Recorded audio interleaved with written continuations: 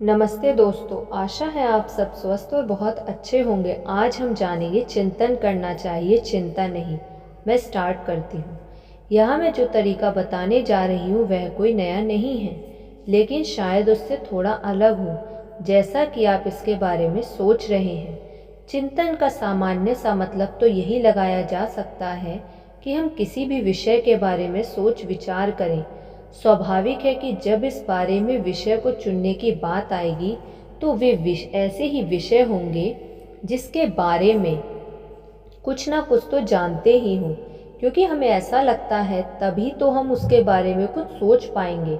मैं यहीं पर थोड़ी सी अलग बात बताने जा रही हूँ। निश्चित रूप से आप अपनी रुचि का कोई भी विषय लीजिए और उस पर चिंतन कीजिए, लेकिन आपका उस चिंतन परंपरा से हटकर होना चाहिए। जब भी हम कोई बात सोचते हैं तो इस बात को मत भूलिए कि हमारा दिमाग पहले से पढ़ी सुनी या सोची गई बातों को फिर से सोचता है। वह इन चोहिंदियों को पार नहीं कर पाता। ऐसा करके हमारा दिमाग एक प्रकार से हमें फिर से याद दिला रहा है। यही हम धोखा खा जाते हैं। हमें इसी धोखे से बचना है, क्योंकि याद करना कसरत करना नहीं होता, यह काम करना होता है। इसलिए दिमागी कसरत की दृष्टि से चिंतन का अर्थ होगा कुछ बिल्कुल ही नया सोचना। ऐसा सोचना जिसके बारे में आपने इससे पहले कभी कुछ जाना, समझा, पढ़ा, देखा, सुना ना हो। लेकिन यह काम आसान नहीं है। फिर भी मैं आपको कुछ आसान तरीके बताती हूँ। पहले तो यह है कि रूटीन के विषय पर मत सोचिए, ऊट पटांग विषय पर सोचिए। ऐसे ऊटपटांग विषयों पर चिंतन कीजिए जिसे सुनकर लोग आपको पागल समझे।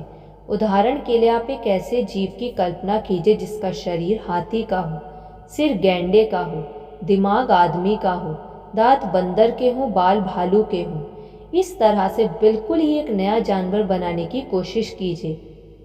जब ये जानवर बन जाए तो फिर उसके स्वभाव के बारे में सोचिए, फिर उसके कार्य के बारे में सोचिए। इस तरह सोचते चले जाइए। आप पाएंगे कि आपने एकदम एक नए जानवर की रचना कर ली है। दूसरा यह है कि आप विषयों के बारे में उल्टा सोचना शुरू करें या उल्टे विषयों के बारे में सोचना शुरू करें। इसे आप एक प्रकार से कबीर की उल्टवासियों कह सकते हैं। जैसा कि इस विषय पर सोचें कि यदि पेड़ों को पंख लग जाएं तो क्या होगा। इस विषय पर सोचिए कि यदि चंद्रमा दिन में निकलने लगे तो क्या होगा। इस विषय पर सोचिए कि यदि आदमी चौपाया बन जाए तो क्या होगा। इस तरह के हजारों विषय हो सकते हैं। तीसरा हो सकता है विचार प्रधान लेखन। आप कोई भी एक विषय लीजिए और उसके बारे में अपनी ओर से विचार करके लिखिए। याद रखिए कि अपनी ओर से विचार करके। मान लीजिए कि आप जिस बस में घर लौट रहे थे उसका एक्सीडेंट हो गया। अब आप इस घटना को केंद्र में रखकर अपनी तरफ से कुछ नए विचार देने की कोशिश कीजिए। इस नए विचार के लिए सबसे पहले आपको अपने दिमाग में कुछ प्रश्न खड़े करने पड़ेंगे, जैसे कि दुर्घटना क्यों हुई, लोग घर कैसे पहुंचेंगे, घर वालों पर क्या प्रतिक्रिया होगी। और फिर जब आप इन प्रश्नों के उत्तर देने की कोशिश करेंगे तो वही आपका विचार प्रधान चिंतन बन जाएगा। क्या आप अखबारों में रविवार को छोड़कर प्रतिदिन छपने वाले लेख पढ़ते हैं? मैं जानती हूँ कि आप नहीं पढ़ते। मेरी सलाह है कि आप पढ़िए। आप पाएंगे कि किस तरह छोटी सी घटना को लेकर उसके बारे में विचार देने की कोशिश की जाती है। यह आपको दिमाग की सेहत के लिए अच्छा टॉनिक होगा और सोचने की क्षमता पैदा करने का अभ्यास भी। चौथा तरीका हो सकता है वाद विवाद का। याद रखिए, वाद विवाद का मतलब यह नहीं कि आप घर से तैयारी करके गए और वहाँ रटा रटाया बोल दिया। वाद विवाद का मतलब है कि वहाँ अपने कोई बात सुनी और तत्काल ही सोचकर उस बात का उत्तर दिया। आप प्रत्याक्षरी तो खेलते ही होंगे। यह एक प्रकार से वाद विवाद के चरित्र का प्रतिनिधित्व करता है। हालांकि इसमें भी हम पहले से ही रटी हुई बातों को दोहराते हैं, लेकिन इसमें तुरंत याद आने की क्षमता का अच्छा अभ्यास हो जाता है। अंत्याक्षरी को इस बात से कोई मतलब नहीं होता कि आपको कितने गाने याद हैं। मतलब इस बात से होता है कि ज़रूरत के हिसाब से आपको वह गाना तुरंत याद आ गया है या नहीं।